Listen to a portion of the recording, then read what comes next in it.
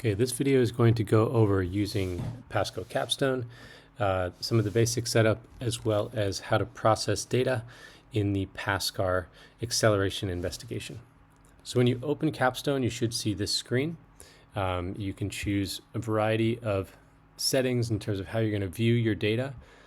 I generally go to classic templates, and then I go to this one on the top left. Now in this lab, it's mostly going to be all about the graph. So you could pick any of these that give you a graph. These ones that give you a data table will be less useful, but I'll go ahead and pick this one. Now at first I won't be able to select any measurements because I haven't attached a Bluetooth sensor yet. So if I want to attach the sensor or link the sensor, I need to go to hardware setup. And if I were next to a Bluetooth sensor right now, it would appear here, and I would click on the correct code that would be on the side of the actual sensor itself. And once I've done that, I should be all connected. Then I can go into these places, like here on the y-axis, and I can select which variables I want to be on the y-axis. In this investigation, we want to measure the velocity over the time. So when I'm linked, I should be able to select velocity here, and then time should automatically populate here on the bottom, on the x-axis. I can also select time and velocity over here, although we're not really going to be working with the actual table, so that's a little bit less relevant. You can shrink that part if you'd like it to get out of the way, and you can make your graph bigger if you find that helpful. You can also change things down here, like recording conditions and how often it's taking a reading. So that's all optional. You don't really need to do that, but it's there if you decide something about the data collection isn't making you happy. Now I'm going to go ahead and open some previously recorded data so that we can look at the processing. Okay, now this is data collected for a pass car rolling down a ramp. You can see it has velocity here, it has time on the X, and it was recording at 20 Hertz, which is 20 readings every second. Now, this same thing also, I have position data as well, and I have acceleration data as well, but really the one that we want you to look at, the only one that really matters for this investigation, is the velocity. Now, there's a lot of extra data on this screen here, which you have to sort of learn to look past, and you can decide what you want to focus in on. So most of this data shows that the velocity was 0. So that means either I didn't have the cart on the track, or I was holding it in place so that it wasn't moving. These giant spikes generally just represent that for a moment the motion sensor lost sight of the car, and so it didn't really record anything, and you can basically ignore those giant spikes. So what I'm looking for is, when is the car accelerating? And the car is accelerating when its velocity is changing. And so the point that I'm going to focus in on is over here. Now, I also know that that's essentially when I let go of the car and I let it accelerate. So you should have some sense, based on the timing that you used, of when the car was accelerating, when it was speeding up.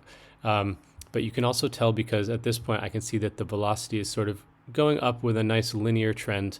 So that means its velocity is changing. That means it's accelerating. So I have a couple of options. I could zoom in on that part of the data now. Now, the big problem with Capstone is if you use your fingers on your trackpad to try to zoom in, it goes absolutely crazy, and you zoom in really, really far, and it gets really difficult to find your way back out. So a useful tip is that anytime that happens, because it probably will happen by accident, you can click on this button here. That button at the top left will bring you back to your original data, so long as you don't have anything else highlighted. Another useful tip before I get too far ahead is it's really a good idea to name stuff. So I'm looking at run 1 in my data, and if I'm going to be collecting a lot of different trials of data, it's a good idea to rename them. So I could call this, treatment 1, trial 1. And that way later, when I'm looking back at my data, I'm going to know exactly what I'm looking at. You can also see it automatically populated this box with that name. And when I look here through the different graphs, it also gives it that name there. So it's easy to find all of the correct trials. Okay, now when I've played around with that, you can see that the data points look a little different now. So I need to click back on them. It should look very bright and clear if I want to actually process any of this data. So make sure that if it looks kind of faint like that, you actually have to click on the data set again. Then it should make it look bold and pop back out. Okay, so here are some other options. This yellow button is really important. It looks like a yellow highlighter marker. Okay, this is the highlighter, and it allows you to focus in on certain bits of data. So one thing that I could do, I don't have to do this, but one thing I could do if I just want to look at this part of the data over here, I wouldn't just recommend highlighting the slope right now. If I want to zoom in on this data, I can use that same zoom button, the one I used to find my data again, because this button says it scales the axes to show all the data. But if I highlight a certain section of the graph and I click on it, it will then zoom in on that part of the data. I can move this box out of the way. Remember to click on the data set again. So this might make it a little bit easier to highlight just the part of the data that I care about. I'm actually going to delete this highlighter now that I've zoomed in, and I'm going to add a new one. So I'm going to add another highlighter box. If at any point you get kind of confused with your highlighter boxes, you can always control-click and get rid of them. You can delete the highlighter with this first option.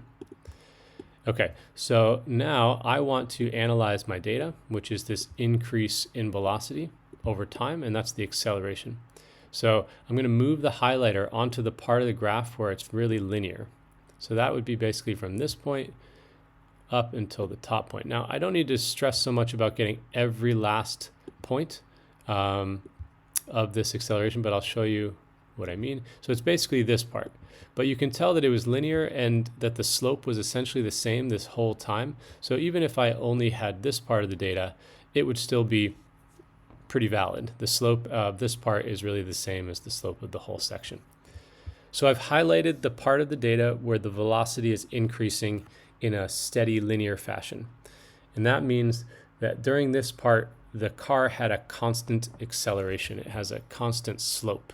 The slope of the velocity time graph is the acceleration. So Capstone can calculate slope for me. What I want to do is come to this part here, this red line through the blue dots. I need to make sure that if I click on it, you can see that a dark gray box appears around it. That's really important. If I don't do that, I'm not going to see the equation for the trend line that I'm about to add.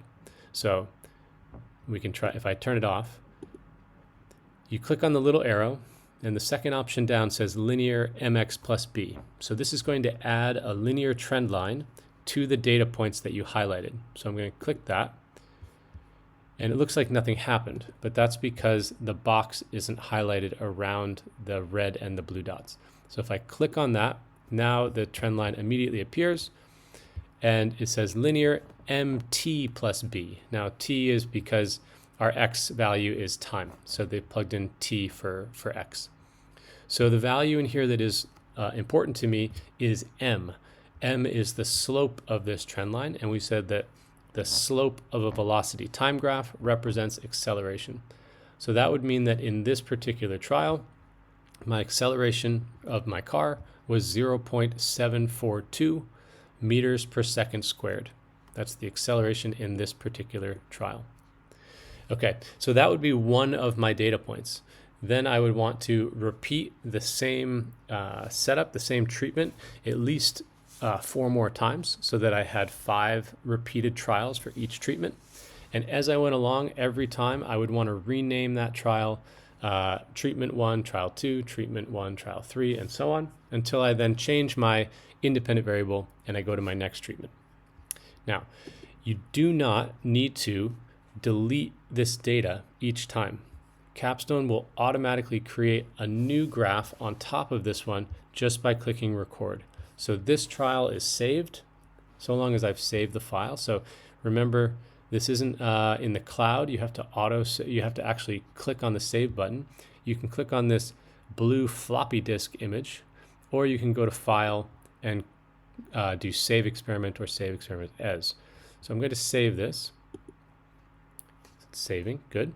And then when I click record, it will automatically put a new graph on the screen, and it will just start recording my next trial. This trial will still be there, and I can always go back and find it.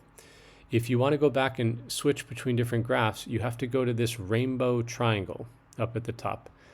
If you click on the down arrow, it will show you all the different trials. Now I only have 2. So this is a second trial that I had. Again, let's get rid of this. If I click on it, I should be able to get rid of that trend line. Okay, so this would be a second trial. If I want to name the trial, I have to go over here to the data table, and I can click on run 2. So I'm assuming this was a second trial. So let's just rename it treatment 1, trial 2. Okay, so there we got that. And now, so I can click between them. When I'm on the rainbow triangle, the little arrow lets me go back and forth between the 2 different trials. Okay, if I click on the rainbow triangle itself, you'll see that the box gets dark around it, just like it did with the trend line icon. And what that's going to do is it's going to make both appear at the same time, which is probably not what you want to do. It's going to make things look pretty confusing. The only benefit of this view is that you can kind of compare your data. So I can look at this data that I already processed and see the slope, and I can look at this data over here and I can see that that slope is pretty similar. But for the most part, that's going to make things way more confusing to look at. You probably just want to look at one trial at a time. Therefore, you should click on that rainbow triangle and make sure that the box is not highlighted. If it just looks like this, that'll allow you to click between your trials one at a time. So again, if I'm on trial 2 and I want to look at this data, this is the part of the data where I can see the car is gradually increasing in velocity. So I would do the highlighter. I would move that highlighter just on this part where it shows this linear trend. I make sure this box is highlighted and I click linear and it adds a trend line. So in trial 2, the acceleration was 0.662. The M value is the slope, is the acceleration. That would be my acceleration in trial 2. When I'm done for the day, I make sure that I click save. And that's how I collect my data for this lab in Pasco Capstone, and that's how I process the data in Pasco Capstone.